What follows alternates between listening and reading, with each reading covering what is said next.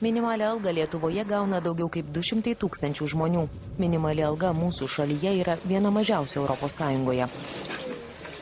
Į rankas gaunamos pajamos yra mažesnės už oficialią nustatytą skurdo ribą, tad dalis gyventojų priversti prašyti pašalpų, kiti renkasi emigraciją. Minimali alga nustatoma remiantis ne ekonominiais rodikliais, o susitarus trišaliai darbdavių, vyriausybės ir profsąjungų tarybai. Europos parlamento diskusijose pabrėžiama, kad minimali alga turi užtikrinti apsaugą nuo skurdo ir atskirties. Tačiau Lietuvos patirtis rodo, kad nustatyta oficiali minimali alga nuo skurdo ir atskirties neapsaugo.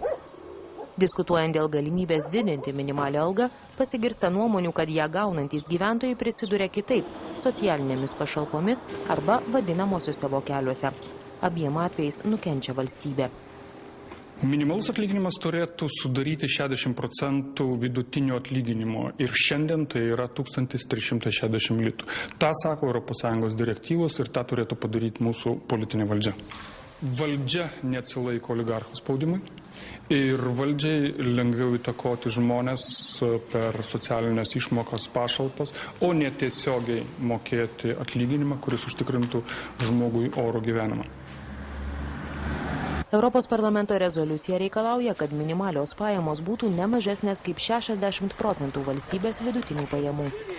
Paksas teigia, kad įgyvendinusi šią nuostatą Lietuva deramai užtikrintų valstybėje geresnę tvarką ir teisingumą.